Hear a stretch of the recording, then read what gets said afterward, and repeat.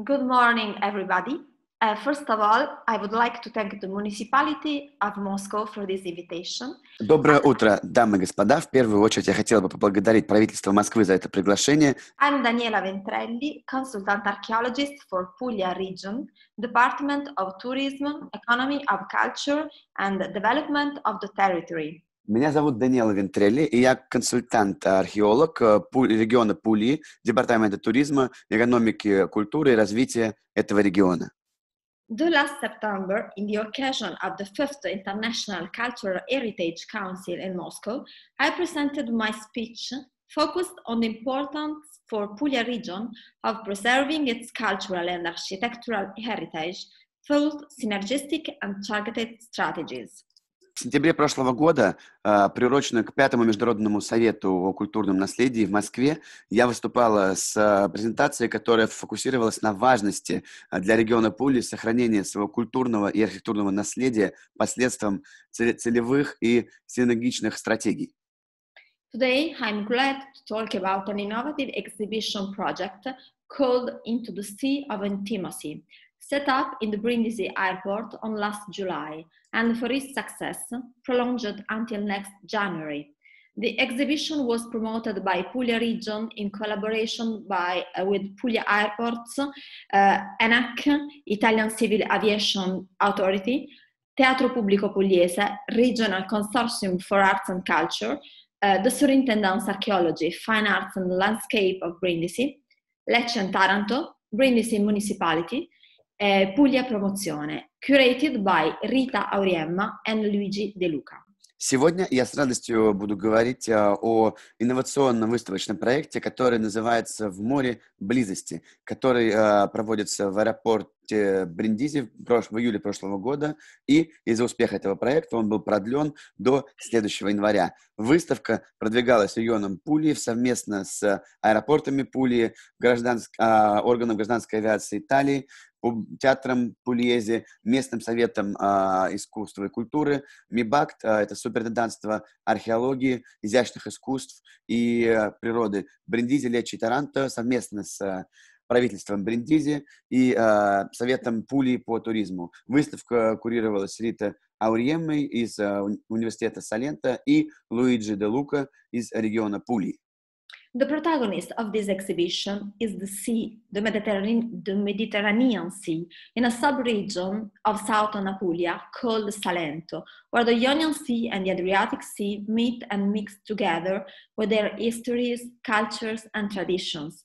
This Mare Nostrum, as Romans called the Mediterranean Sea, through underwater ancient and modern excavation, often reveals the secular history of humanity, with its settlements, trades, cultural exchange, and migration. And we'll see now together. You will travel with me in this part of southern Apulia, watching videos, photos, and listening to tales of some important discoveries. This presentation will be divided into 5 videos that I will comment on, hoping that you can imagine yourself in Salento and in Brindisi Airport visiting the exhibition with me. Главный действующий объект и экспонат этой выставки – это море, Средиземное море, вернее, регион Южной Апулии, который называется Саленто, регион, в котором Ионическое и Адриатическое море встречаются и смешиваются вместе со своей историей, культурой и традицией. Это Mare Nostrum, как римляне называли Средиземное море, через свою подводную, древнюю и современную историю исследований раскопок очень часто проливает свет на секулярную историю человечества с его поселениями, торговыми путями, культурным обменом и миграцией. Сегодня вы перенесетесь со мной в эту часть Южной Апулии, просматривая видео, фотографии и слушая рассказы о важных открытиях. Эта презентация будет разделяться на 5 видео, которые я прокомментирую, и надеюсь, что вы со мной сможете оказаться и представить себя в Саленто и в аэропорте Бриндизи, вместе посещая эту выставку. Let's see together the first video, please. Давайте посмотрим вместе первое видео. Questo è anche il tuo viaggio. Da secoli, filosofi, scrittori, poeti, artisti e tanta altra gente si chiede cosa muova davvero voi esseri umani a lasciare la comodità di una casa, una terra, un panorama conosciuto per andare alla ricerca dell'ignoto. Io sono il mare e conosco la risposta perché si trova nelle mie profondità. Un unico popolo in viaggio verso un sogno di libertà. Ecco cos'è il genere umano. Avventura, scoperta, commercio, fuga, guerra, sono tutti volti della stessa tensione a fare della vita qualcosa di diverso e di migliore. Da sempre uomini e donne mi scrutano, mi attraversano, mi maledicono, mi sognano. Sono stato porta per regioni lontane, strada liquida per genti e merci. Lungo le mie sponde ha preso forma una comunità che ha parlato la stessa lingua, pregato gli stessi dei, creduto negli stessi valori. Per questo, un grande uomo mi ha definito mare dell'intimità. Moltissimi hanno avuto in me la loro fine. Li ho accolti e in cambio conservo la memoria delle loro vite, di quello che sono stati, delle loro aspirazioni. Dalle mie profondità riemergono in continuazione navi, oggetti, opere d'arte. È la memoria che si trasforma in storie.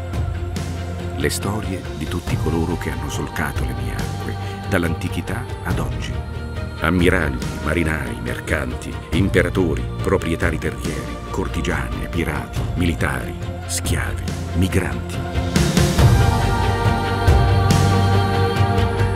Oggi voglio raccontarvi una parte di queste storie. È sufficiente tuffarsi e andare sotto la superficie dell'acqua, dove il tempo non esiste.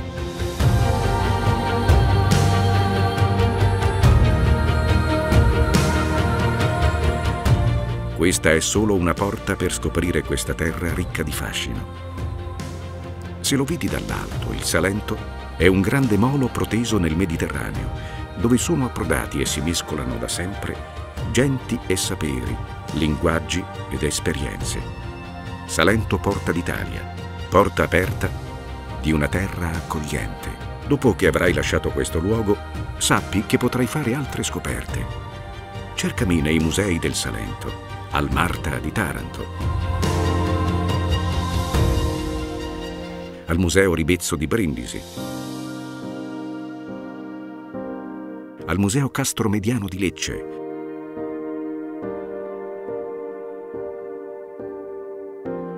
al Museo Barba di Gallipoli,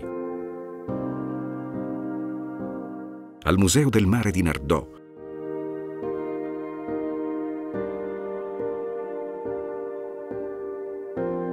al Museo del Castello di Carovigno, alla Torre di Porto Cesario,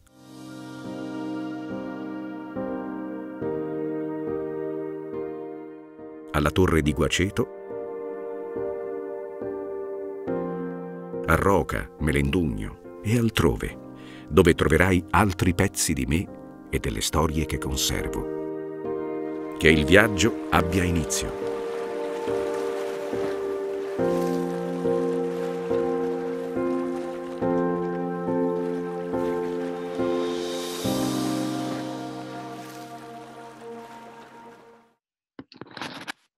The exhibition, with its immersive setting, is divided in nine sections. The first one, The Mouth of the Gulf, shows how, over the centuries, the Adriatic Sea has been called in 1,000 ways, chosen by different peoples, thinking of the sight of land at the end of their journeys, of their myths, of their fears. The second section, The Coast of the Time, with the videos that we'll see together in a short time, is a sort of bird's-eye view of the coastline of the time, following the rise and fall of the sea level. The third section, The Sea of Migrations, tells how the Adriatic Sea is the protagonist of another age-old story that seems to have no end, the movement of enormous quantities of human beings between its shores in a continuous movement of pilgrimage, invasion, trade, fleeing. Выставка с ее иммерсивным дизайном поделена на 9 секций. Первая называется «Залив», который показывает, как на протяжении веков Адриатическое море называлось тысячу разным способов. которые выбирали разные люди, думая о том, как выглядит Земля в конце их путешествия, или о своих мифах, или о своих страхах. Вторая секция «Побережье в течение времени» — это своего рода взгляд с высоты птичьего полета на линию побережья, как она менялась со временем, следуя за подъемом и опусканием уровня моря. Третья секция «Море миграции» рассказывает нам о том, как Адриатическое море является протагонистом еще одной вековой истории, у которой, кажется, нет конца. Движение огромных чисел, огромных количеств людей по своим водам и побережьям, непрекращающееся движение пилигримов, миграций, вторжений, торговли и побегов. The fourth section is a 3D reconstruction of a precious bronze statue. We will later discover them together. The fifth section, The Sea and the Sacred, shows how the Adriatic Sea coast are rich also of sacred place. The sixth section is dedicated to navigation and trades. Everything has crossed our sea. Четвертая секция — это 3D-реконструкция драгоценных бронзовых статуй. Мы вскоре откроем их с вами вместе. Пятая секция называется «Море и святость». Показывает, как побережье Адриатического моря богато на святые места. Шестая секция посвящена навигации и торговле. The seventh section deals with all the treasure found during archaeological underwater research. The eighth section shows technologies used for naval archaeology, and finally, the last section is dedicated to Luca, a fortified village of the Bronze Age, destroyed by fire. Все то, что плавало и пересекало наше море. Злаки, вино, масла, рыба и мясо, мед, стекло, мрамор, металлы, минералы, камни и кирпичи, изящная керамика и плоды искусства, плоды трудов ремесленников, мебель, украшения, бронза и янтарь, золото и серебро, драгоценные камни, слоновая кость, жемчужины, медицинские средства, ароматы, парфюмы, кожа, шкуры, шелк, шерсть и другие ткани, дерево, рабы. Седьмая же секция рассказывает обо всех сокровищах, которые были найдены во время археологических подводных исследований. Восьмая секция показывает технологии, которые использовались для мореходства. И девятая, последняя секция посвящена Роке, укрепленной деревне бронзового века, которая была уничтожена огнем. During our visit of the exhibition, I have selected 3 core themes: archaeology, trade, and immigrations, a sort of compass in this Adriatic Sea exploration. Во время нашего виртуального посещения выставки я выбрала 3 ключевых темы. Это археология, торговля и исследование. Тот компас, который движет нами в этом исследовании Адриатического моря. Let's go see together the coast over the times. Давайте вместе с вами посмотрим, как выглядело побережье и менялось на протяжении времен.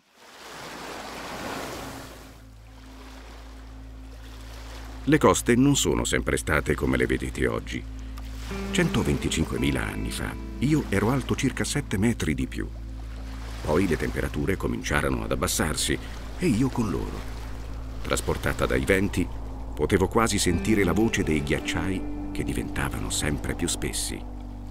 20.000 anni fa ero addirittura 140 metri più basso rispetto ad oggi. Com'era bella la terra che vedevo.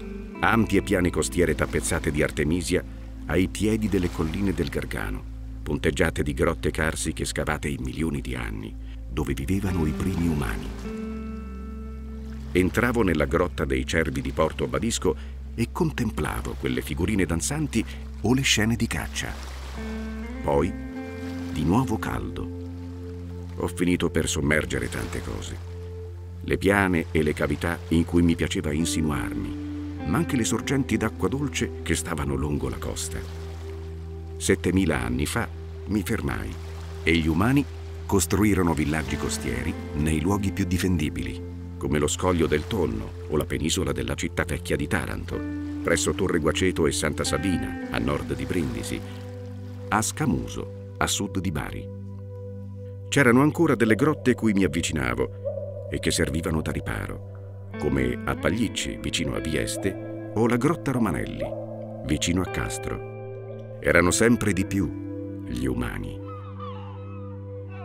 Già nell'VIII secolo a.C. cominciarono a nascere porti e città costiere attorno a cui fioriva il commercio, che si sarebbero ingranditi coi Romani e nel Medioevo.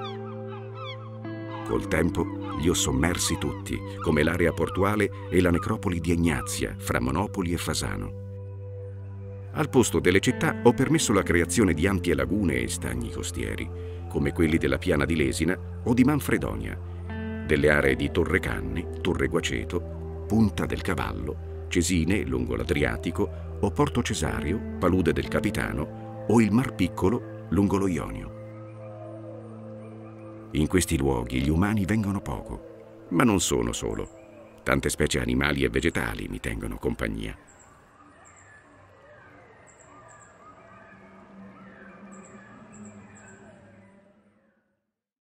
We have seen in the second video how the geomorphology of the Mediterranean Sea has changed during centuries, from the glaciations to the present day, from the first human settlements to today's natural reserves, passing through the birth of ports and coastal towns and the end of entire civilization.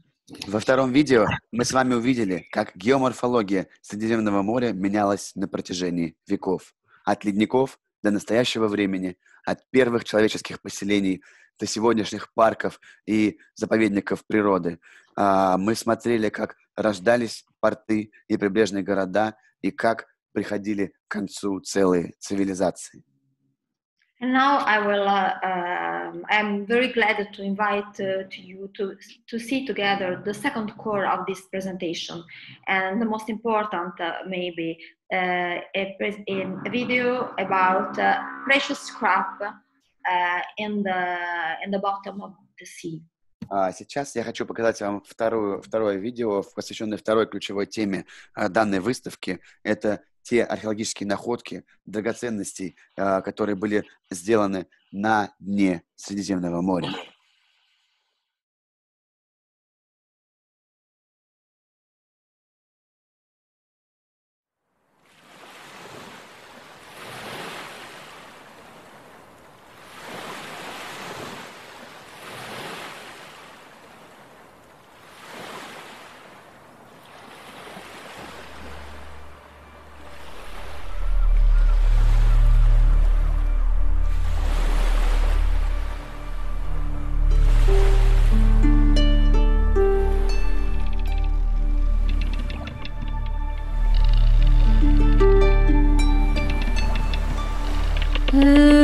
Chissà di me, vromie,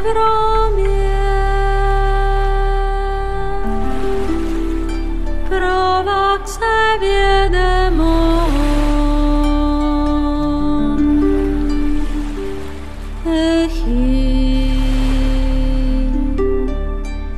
charites echide pothos.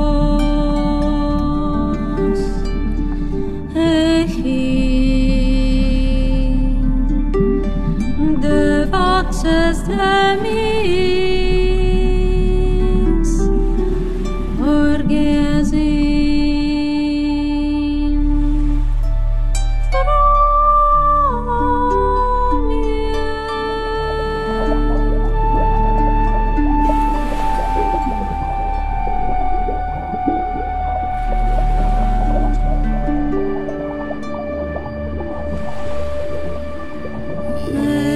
chissà che me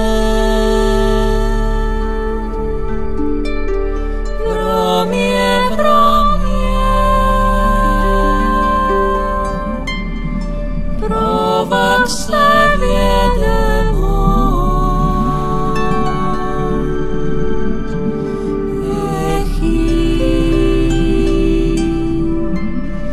charitas echide pothos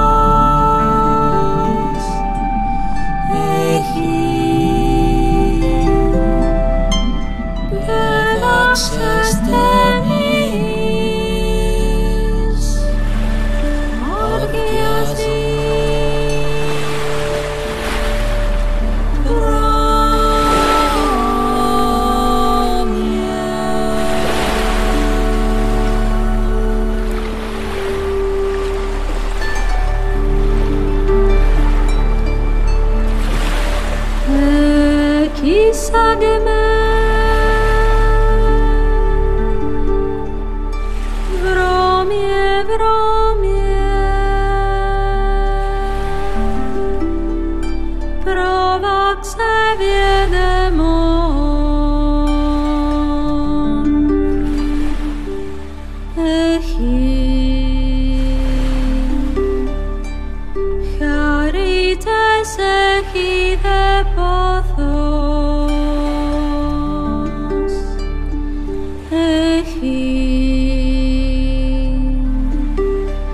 de vaxes demis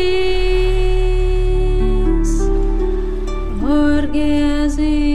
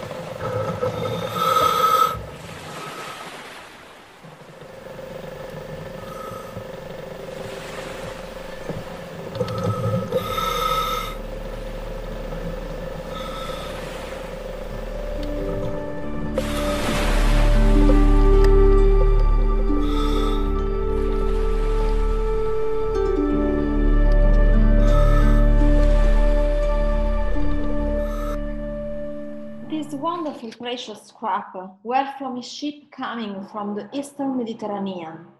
It was launched against the sea surface near Punta del Serrone, just north of Brindisi, where there is the airport, between the 4th of the 5th century after Christ. Это потрясающие находки и клады. Это сокровища на корабле, который плыл из Восточного Средиземного моря. Нашли его, затонул он рядом с Пунта дель Серроне, к северу от Бриндизи, между IV и V веком до Рождества Христова. The bronze statues that we saw in the video, superbly 3D reconstructed, were literally all in pieces, but not because of the storm. They were probably part of a cargo of scrap going to the foundries of Brindisi, where they would have been turned into mirrors, which at the time were made of polished bronze. Бронзовые статуи, которые мы видели в видео, восстановлены с помощью трехмерных технологий, на самом деле все были в кусках и фрагментах, но не из-за шторма, который бушевал. Вероятнее всего, они были частью груза металлолома, который отправлялся на плавильни в Бриндизи, где их бы превратили в зеркала, которые на тот момент изготавливались из отполированной бронзы. But where are they from?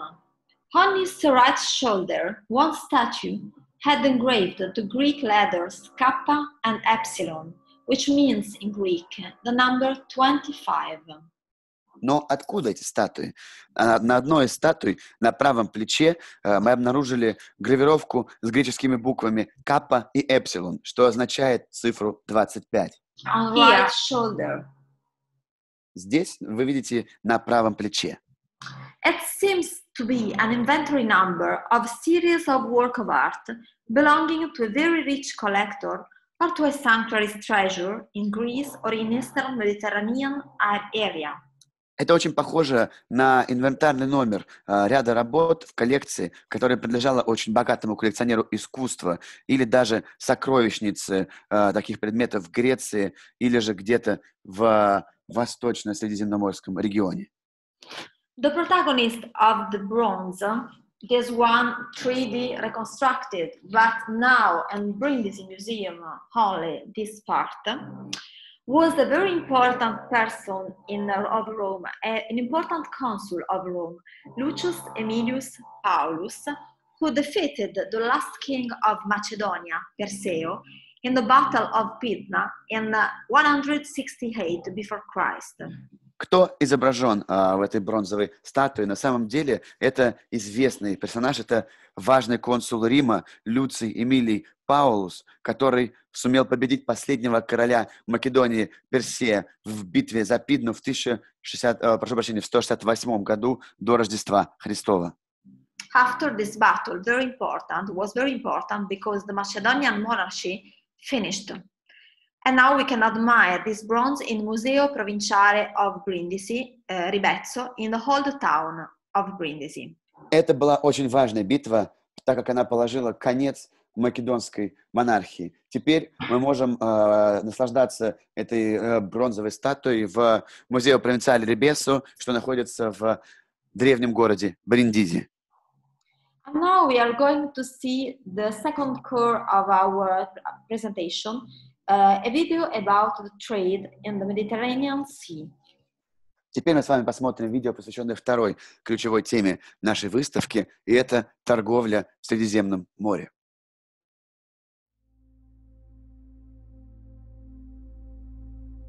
Come facevano gli antichi senza i tir? Come viaggiavano le merci? Via mare, ovviamente, soprattutto perché era meno costoso. Viaggiava di tutto ed era uno spettacolo.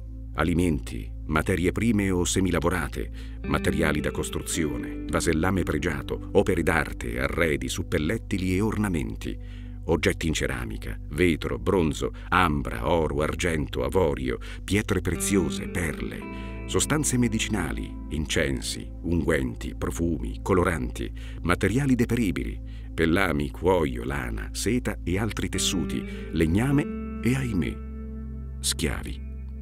Molte merci venivano trasportate in sacchi o sfuse nella stiva, come i cereali, e me li sono mangiati negli anni. Solo la terracotta ha conservato tracce di vino, olio, pesce. Le anfore erano perfette, indistruttibili e maneggevoli. La loro base a punta, infilata in uno strato di sabbia o ghiaia che copriva il fondo della stiva, o tra le anfore sottostanti, permetteva uno stoccaggio perfetto. Alcune navi ne contenevano fino a 11.000 impilate su 5 strati. Avreste dovuto vederle, tutte quelle anfore impilate in modo ordinato nelle stive. Nei fondali del Salento conservo tanti relitti di navi cariche di prodotti locali e vini.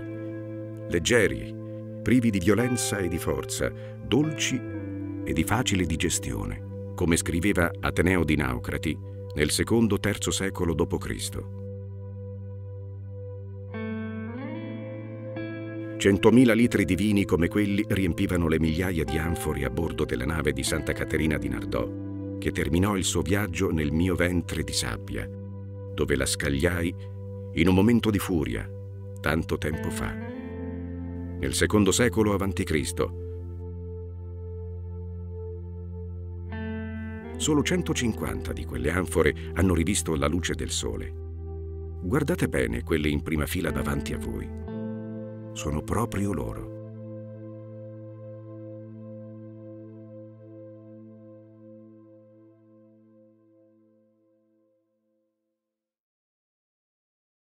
During the centuries, all kinds of things traveled by sea. Amphore were perfect objects for trades. They were unbreakable and easy to handle with their pointed bases. За века очень много различных вещей и предметов путешествовало морем. И амфоры были идеальным предметом торговли, так как они были практически неразрушимы, и ими можно было с легкостью обращаться с их заостренным основанием. Some ships contained up to 11,000 of them. Wine traveled also inside large containers called dolia. Their capacity reached 3,000 liters each. На некоторых кораблях было до 11 тысяч таких амфор. Вино же также путешествовало внутри больших контейнеров, которые назывались долия. Их вместимость доходила до 3000 литров у каждой. In the second or the century before Christ, Athenaeus of Naucratis celebrated the wines from Taranto with these words: light, no stronger or too harsh taste, but sweet and easy to digest. Во II или III век до Рождества Христова Атеус из Наукратии такими словами хвалил вина из Таранта. Легкие, не слишком сильные или не слишком грубые на вкус, но сладкие и легкие к освоению. As you have seen in the video, 100,000 liters of wine filled the 1,000 amphorae aboard the Santa Caterina's ship, which never landed at its destination. Как вы уже видели в видео, 100 тысяч литров вина заполнили собой тысячи амфор на борту корабля Святая Катерина, которые не дошли, в конце концов, до своего конечного назначения. They dated back to the 2nd century before Christ. Only a part of them have seen the light again, exposed in the exhibition. Они датируются II веком до Рождества Христова, и только 150 из этих амфор вновь увидели свет солнца и оказались выставлены на нашей выставке. And now let's go in another section who talk about the beauty recovered. Давайте теперь перейдем к следующей секции, в которой мы говорим про красоты, которые нам удалось вернуть у моря.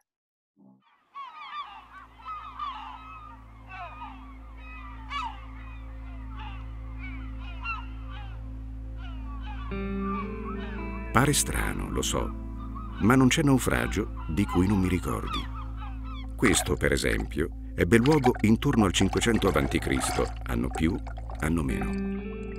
Ho conservato ciò che restava del carico ai piedi della scogliera sommersa di Torre Santa Sabina, nello strato di sabbia più profondo. A mio modo sono anch'io un collezionista. Vedi quei grandi vasi crateri, le brocche, le coppe e le tazze? Venivano usati per mescere e bere il vino. Erano beni di lusso che arrivavano dalle regioni di Atene e Sparta, da Corinto, dall'odierna costa turca e dalle colonie greche d'Italia meridionale.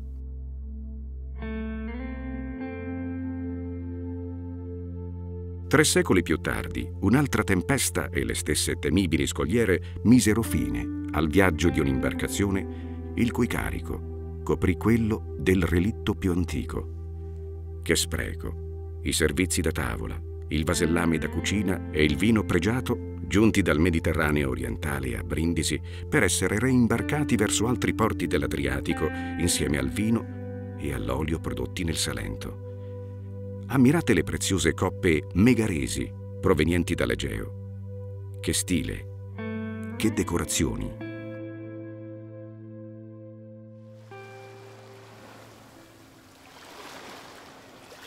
Mare Mare, non mi riconosci?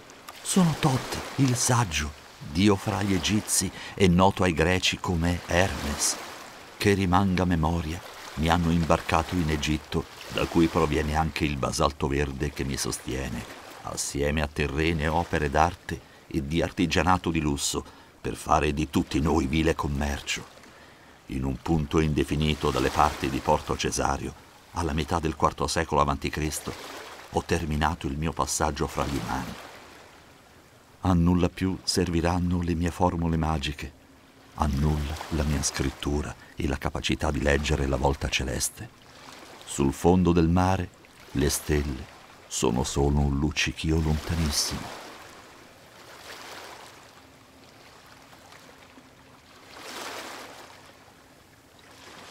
Un nome non l'ho mai avuto. Mi chiamano Core, fanciulla. Il marmo di cui sono fatta arriva dalle isole greche dell'Egeo, ma chissà dove mi hanno scolpita. Forse sono nata proprio qui, sulle rive del Mar Grande di Taranto. Forse ero solo destinata a essere una preghiera di marmo, simbolo della devozione di qualcun altro. Mi stringo nella mia tunica e nel mio mantello e ripenso al tuo braccio, mare, che mi hai custodita per secoli, con benevolenza. Between the objects shown in this section of the exhibition, poetically evoked in the video, we remember the double shipwreck. The first one took place around 300 before Christ. The second one, 3 centuries later, in Torre Santa Sabina, where the second cargo covered the oldest wreck. Из-за тех объектов, которые показаны в этой секции выставки, которые так поэтически рассказываются нам в видео, мы помним двойное кораблекрушение. Первое произошло около 500 лет до Рождества Христова, второе 3 века спустя, в Торре Санта Сабина, где второе кораблекрушение покрыло собой первое, более старое. Ships were full of amphora and refined tableware pottery from Greece and the wall of the Aegean Sea. The big vases called craters, jugs, cups, and mugs were used to blend and drink wine during a symposium and came from the regions of Athens and Sparta, from Corinth, from today's Turkish coast, or from the Greek colonies of southern Italy. Корабли были полны амфор и изысканных столовых предметов и горшков и керамики из Греции и из Эгейского региона. Большие вазы назывались кратеры, кувшины, чашки и чаши, которые использовались для того, чтобы смешивать и пить вино во время симпозиума. Они происходили из Афин, из Спарты, из Коринфа, что на сегодняшний день является турецким побережьем, или же из других греческих колоний на юге Италии. Wine and tableware were luxury goods, very much in demand, even by the people who lived in Salento, called by Greeks Messapians. Вино и вот эти столовые предметы считались предметами роскоши и пользовались очень большим спросом даже людьми, которые жили в Саленто, которых тогда называли мессапийцы. Very touching, I find, the god Thoth, who speaks in the video. He says that he was embarked in Egypt, from where also comes the green basalt he made of, along with the earthly works of art and luxury craftsmanship. His journey among humans ended near Porto Cesario in the middle 4th century before Christ. Я нахожу для себя очень трогательным Бога Тота, который общается с нами в этом видео. Он говорит, что он отправился в это путешествие из Египта, откуда также родом и зеленый базальт, из которого он сделан, с другими земными работами искусства и предметами роскоши. Его путешествие среди мира людей закончилось где-то около Порто Чезарио, рядом с Леччи, в середине IV века до Рождества Христова. And finally, this wonderful young girl without head and name, called only Core because in Greek it means young girl. The marble she was made of comes from the Greek islands of the Aegean Sea, and she was sculpted maybe on the shore of the Mar Grande in Taranto. И в завершении эта потрясающая молодая девушка без головы и имени, которые называли просто коры, потому что на греческом языке это значит «юная дева». Мрамор, из которой она сделана, происходит с греческих островов в Эгейском море. И, может быть, из этого мрамора ее выточили где-то на побережьях Мар-Гранде в Таранто. And to say you something about ancient history of the Magna Grecia, I would like to say you that Taranto was the only Greek colony in Puglia. Here, Greek influence on the art was very strong. At the beginning, in fact, with Greek first colonies, also craftsmen, artists, philosophers came and sought on Puglia to teach their art to local indigenous people. This statue, in fact, is very close to its similar statues from archaic Greek style. И здесь надо сказать пару слов об истории Таранто. Таранто — это единственная греческая колония в регионе Пули. Здесь влияние греков на традиции искусства было очень сильным. Вначале с первыми колонизаторами греков также прибыли ремесленники, художники и скульпторы, философы. Все они пришли в Южную Пулию, чтобы обучать своим искусством местное население. На самом деле эта статуя очень похожа по стилю на другие похожие примеры архаического греческого стиля. So in this exhibition, we can see how our protagonist, the sea, preserve into its depth all the periods of our history where its handworks and reveals a long time memory. The same sea that assists to shipwreck, dive, and destructions can become also the safety for many people that in all the time take this way to change their life.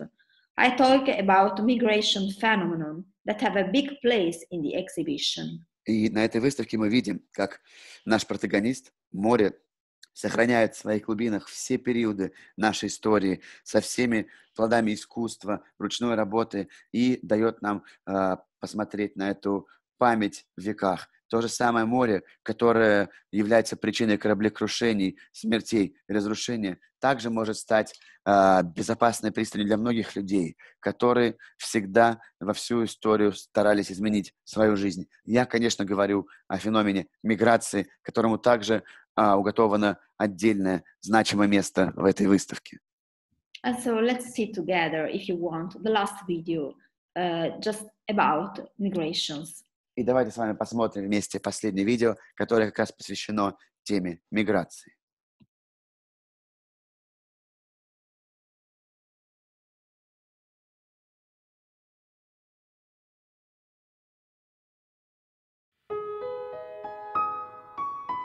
Le genti che da sempre si affacciano sulle mie sponde non sono riuscite a sviluppare un'unica identità, quanto un senso di appartenenza, una familiarità che, come un sottilissimo filo, ha viaggiato sull'acqua già con i Micenei 16 secoli prima di Cristo. Da allora ha continuato a cucire le sponde su trabaccoli, pieleghi, brazzere, galere, brigantini, caicchi, fuste, galeotte, traghetti, gommoni, motovedette, unità della NATO, non importa per quale ragione, se i marinai portavano la tonaca o l'armatura, se per commerciare, migrare o invadere, ma sempre con la consapevolezza che sull'altra mia riva c'è qualcosa che in fondo gli apparteneva, spesso un rifugio, come per i gheghi fedeli a Skanderberg, o la realizzazione di un sogno, come i 20.000 dell'Avlora, l'8 agosto del 1991. Essi sono apparsi di fronte al porto di Bari quando vi eravate quasi dimenticati di loro, ma nessun adriatico che ancora ne abbia consapevolezza si è stupito vedendo arrivare quei grappoli umani. Così li ha accolti come è sempre stato e sempre sarà. Anche la promessa di accoglienza genera familiarità. Tentare di fermare le migrazioni in Adriatico o nel più grande Mediterraneo, come nell'episodio della Cater Irades, è come infilarsi una lama nel petto. Come disse Predrag Matvejevic in Breviario Mediterraneo, non c'è confine fra la peregrinazione e il pellegrinaggio del singolo viaggiatore, così come non esiste fra le invasioni e le peregrinazioni dei popoli.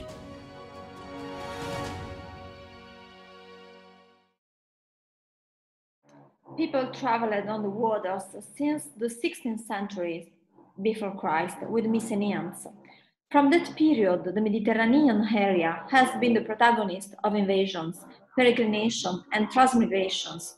Greeks, Byzantines, Arabs, Slavs are examples of people arrived in Apulia from the sea.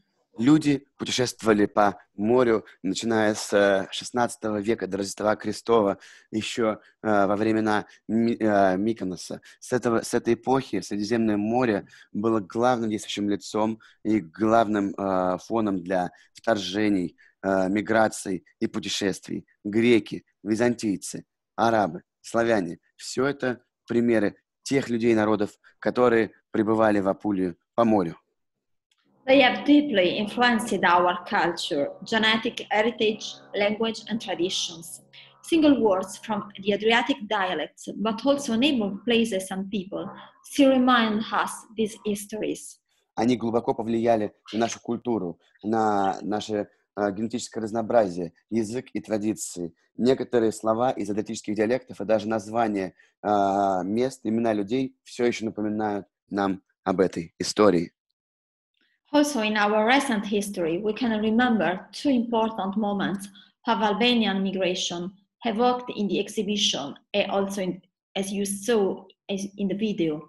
On 8 August 1991, after the lucky journey of Vlora ship, 18,000 Albanian people arrived in Bari, welcomed by the city. Также в нашей недавней истории мы можем вспомнить два важных момента в албанской миграции, которые также раскрыты в нашей выставке. 8 августа 1991 года, после успешного плавания корабля, который назывался «Влора», на нем 18 тысяч албанцев прибыли в Бари, и город поприветствовал их с распростертыми объятиями.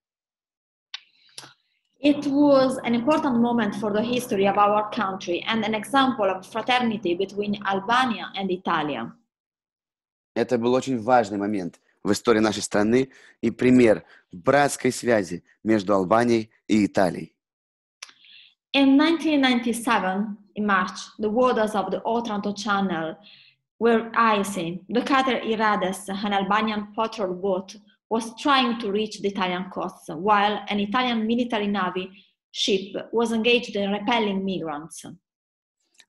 Есть еще один момент, 1997 год. В марте воды канала Отранто были покрыты льдом, и патрульный катер Албании, катер Ирадеш, пытался достичь побережья Италии, в то время как корабль военно-морского флота Италии был занят тем, что не давал мигрантам пробиться. At a certain point, the collision, 81, above all women and children, were imprisoned in the hull that settled on the bottom of the sea. After 14 years later, the cutter Iredes became a work of art. It was the Greek sculptor Kostas Varostos who transformed this tragedy in monument, symbol of immigration and human rights. And in exhibition, we propose the propeller of this ship in iron and glass. И вот наступило столкновение. Корабль затонул.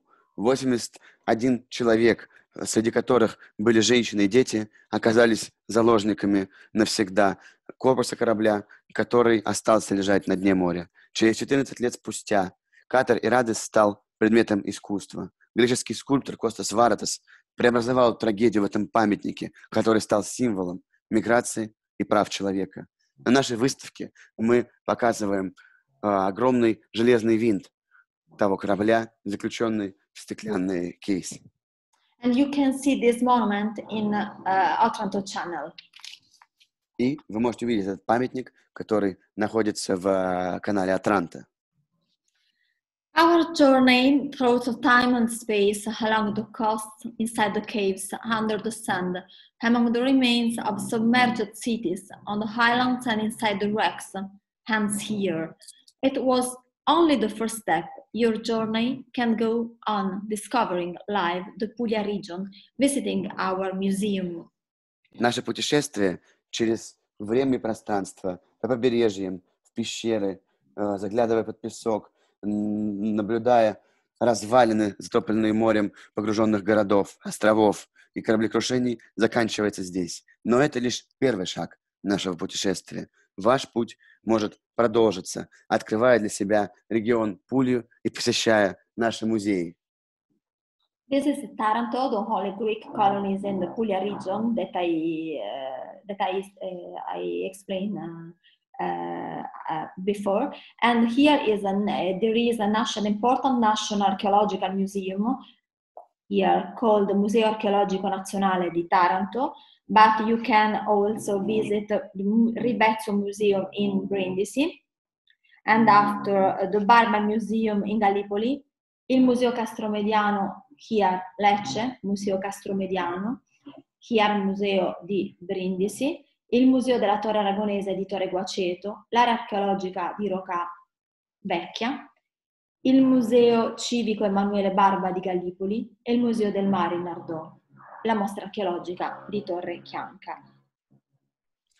И перед вами огромное количество музеев, где вы можете увидеть все эти потрясающие и многие другие предметы искусства. Это Таранто, та греческая колония Пуля, о которой я говорила, там археологический музей, музей Рибеццо в Бриндизи, музей Кастромедиано в Лечче, музей Барба в Галлиполи, музей Древнего моря в Нардо, музей замок в Каровиньо, музей Арагонских башен в Торре Гуачетто, археологическая выставка Торре Chiancia в Порто-Чезарио и вся эта область археологических раскопок в Рокко-Веччо и многие другие. These are incredible treasure troves, full of many fascinating finds, laden with stories and memory. Это потрясающее собрание сокровищ, которые полны множеством интересных и невероятных находок, каждый из которых имеет за собой свою историю и связана со своим воспоминанием. These are not only objects, but symbols of the road that we have all traveled together. If we listen to them, they will tell us who we are. Это не только объекты и предметы, но это свидетельство того пути, который мы все прошли вместе. Если мы прислушаемся к ним, они расскажут и нам, кто мы есть. I would like to underline finally that this exhibition was created by Rita Auriemma and Luigi De Luca, and I hope that you enjoy this presentation. Thank you very much for your attention and waiting to see you in Puglia. Я хотел бы еще раз подчеркнуть, что эта выставка создана и курируется Ритой Ауремой из Университета Саленто и Луиджи Де Лука из региона Пули. Спасибо вам большое, дамы и господа, за ваше внимание. И я с радостью жду вас всех в нашем регионе Пули. Спасибо. Спасибо.